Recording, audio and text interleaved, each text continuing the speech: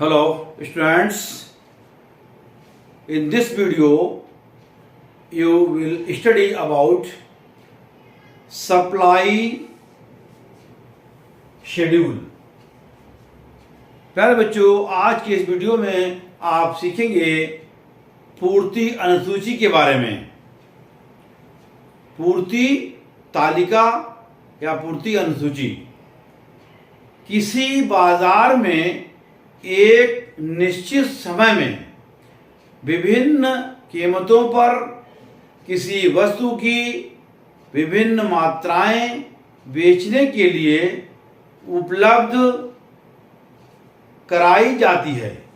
यानी कोई मात्रा उपलब्ध कराई जाती है जब विभिन्न कीमतों तथा उन कीमतों पर बेचने के लिए उपलब्ध मात्राओं को एक तालिका के रूप में व्यक्त किया जाता है, तो इसे पूर्ति की तालिका कहते हैं। पूर्ति की तालिका या पूर्ति तालिका, पूर्ति अनुसूची, इसी टॉपिक पर आज आप स्टडी करेंगे कि पूर्ति तालिका क्या होती है। दूसरे शब्दों में, पूर्ति की तालिका में विभिन्न समय पर विभिन्न कीमतों पर पूर्ति की भिन्न भिन्न मात्राएं दिखलाई जाती हैं। पूर्ति अनुसूची कीमत तथा बेची जाने वाली वस्तु की मात्रा में कार्यात्मक संबंध बताती है। इस संबंध में प्रोफेसर मेयर ने अपने विचार व्यक्त किए। प्रोफेसर मेयर के अनुसार पूर्ति किसी वस्तु की मात्राओं की अनुसूची है जो विभिन्न कीमतों पर किसी विशेष समय या समय की अवधि में, उदाहरणार्थ दिन व सप्ताह आदि, जिसमें पूर्ति की सभी दशाएं स्थिर हों, विक्रय के लिए प्रस्तुत की जाएगी। ये कहना है प्रोफेसर मेयर का पूर्ति के संबंध में। अब पूर्ति की आप पढ़ेंगे पूर्ति के तालिका के प्रकार। पूर्ति की तालिका जो होती है दो प्रकार की होती है। एक पूर्ति की तालिका व्यक्तिगत पूर्ति अनुसूची और दूसरी होती है बाजार पूर्ति अनुसूची। इसे कहेंगे इंडिविजुअल सप्लाई शेड्यूल। तो पहली जो सूची हमने बनाई है वो है व्यक्तिगत, यानी इंडिविजुअल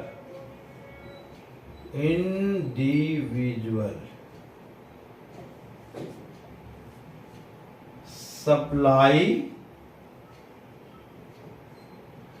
शेड्यूल। पहली तालिका जो है वो इंडिविजुअल सप्लाई शेड्यूल।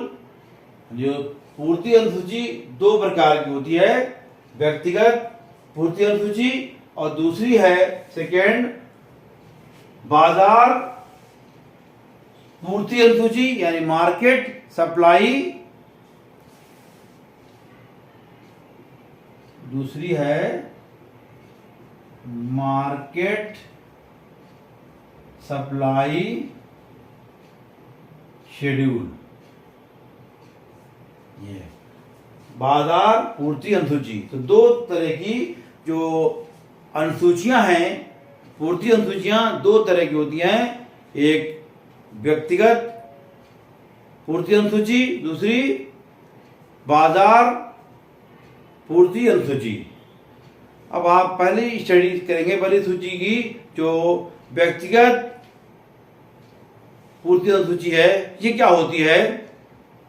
व्यक्तिगत पूर्ति अनुसूची से तात्पर्य उस तालिका से होता है जो किसी विक्रेता की समय विशेष पर किसी वस्तु की भिन्न भिन्न कीमतों पर पूर्ति की मात्रा के संबंध में जानकारी देती है।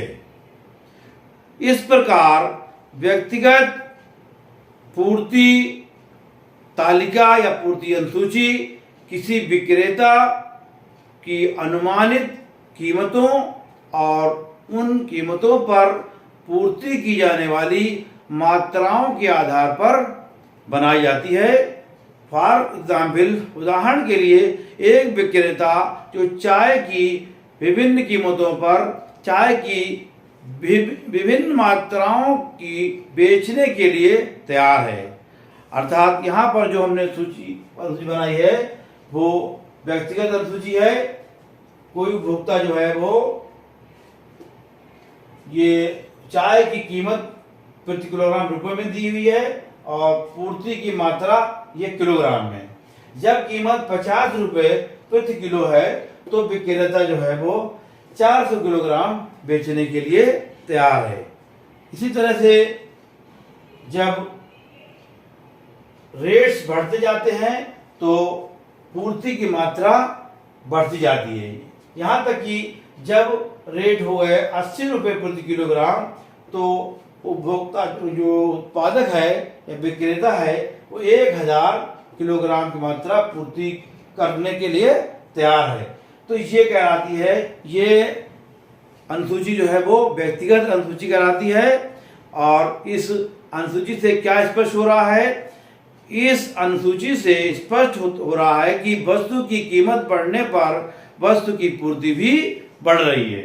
यहाँ पर वस्तु की कीमत यानी इस तालिका से हमें ये मालूम हो रहा है कि वस्तु की कीमत बढ़ने से इसकी पूर्ति भी बढ़ रही। कैसे? यहाँ पर 50 रुपए प्रति किलोग्राम है तो पूर्ति 400 किलोग्राम।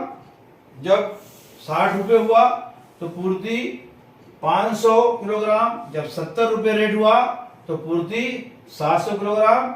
अब जब रेट हो गया 80 रुपए प्रति किलो तो पूर्ति हो गई 1000 किलोग्राम। तो ये इस तालिका से स्पष्ट हो रहा है कि रेट बढ़ने से या कीमत बढ़ने पर पूर्ति भी बढ़ रही है। अब स्टडी करेंगे हम व्यक्तिगत पूर्ति अनुसूची के बारे में। दूसरी है मार्केट सप्लाई शेड्यूल यानी कि बाजार पूर्ति अनुसूची। ये क्या होती है? बाजार पूर्ति अनुसूची में किसी वस्तु के सभी विक्रेताओं की भिन्न भिन्न कीमतों पर कुल पूर्ति की मात्रा दिखाई जाती है। उदाहरण के लिए माना बाजार में चाय के केवल 3 विक्रेता ए, बी तथा सी हैं। हमने यहाँ पर जो आपको सारणी बना के दिखाई है वो विक्रेता मार्केट में मान लिया 3 विक्रेता हैं। विक्रेता ए, बी और सी, 3 विक्रेता ये बाजार में उपलब्ध हैं और उनकी अलग अलग पूर्ति तालिका दिया गया। इसमें यदि इन तीनों की पूर्ति तालिकाओं का योग कर दिया जाए तो बाजार में कुल पूर्ति प्राप्त हो जाएगी। जो यानी अगर हम सब इनको तीनों को टोटल कर दें तो हमें बाजार में कुल पूर्ति कितने किलोग्राम है प्राप्त हो जाएगी। तो ये सूची कहलाती है मार्केट सप्लाई शेड्यूल, बाजार अनुसूची। तो यहाँ पर चाय की कीमत प्रति किलोग्राम में और पूर्ति की मात्राएं, विक्रेता ए जो है वो 400, यहाँ पर 400 किलोग्राम पूर्ति कर रहा है। विक्रेता बी 100 किलोग्राम, विक्रेता सी 500 किलोग्राम। तो हम जब तीनों को टोटल करेंगे तो यहाँ पर 400, 100 और 500 टोटल 1000। ये विक्रेता जो ए है वो 1000 किलोग्राम, जब 50 रुपए इसके रेट हैं तब वो पूर्ति कर रहा है।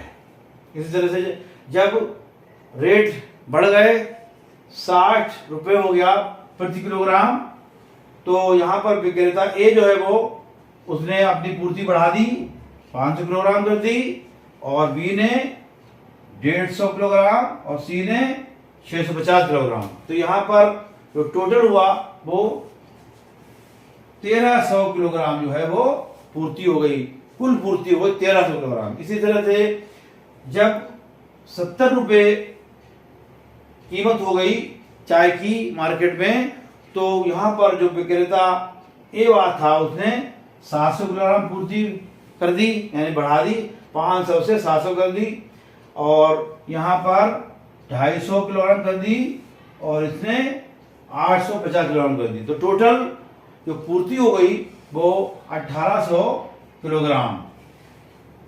इस तरह से जब चाय के प्रति किलोग्राम रेट बढ़े और 80 रुपये प्रति किलोग्राम जब हो गया, तब विक्रेता ए ने पूर्ति बढ़ाकर 1000 किलोग्राम कर दी, और विक्रेता बी ने 500 किलोग्राम कर दी, और विक्रेता सी ने 1200 किलोग्राम कर दी। तो टोटल जो पूर्ति हुई वो 2700 किलोग्राम। तो यहाँ पर ये जो सूची है, अनुसूची, ये कहलाती है बाजार पूर्ति अनुसूची। जो तालिका सेकेंड तालिका है, इसमें बाजार पूर्ति तीनों विक्रेताओं द्वारा विभिन्न कीमतों पर प्रस्तुत की जाने वाली कुल वस्तु की मात्रा को बताती है। कुल वस्तु की मात्रा को बताती है। तब वस्तु की पूर्ति की गई मात्रा में भी वृद्धि होती है। इसके विपरीत वस्तु की कीमत घटने पर पूर्ति की मात्रा में भी कमी आती है। अगर यहाँ पर कीमत बढ़ रही है तो पूर्ति की मात्रा बढ़ रही है। अगर यहाँ जब ऐसा इसके अब विपरीत, यानी जब कीमतें घटती हैं तो पूर्ति भी घटती है। प्यारे बच्चों, आज के वीडियो में इतना ही। उम्मीद है कि ये टॉपिक आपके क्लियर हो गया होगा। पूर्ति अनुसूची, supply schedule. Thank you, take care.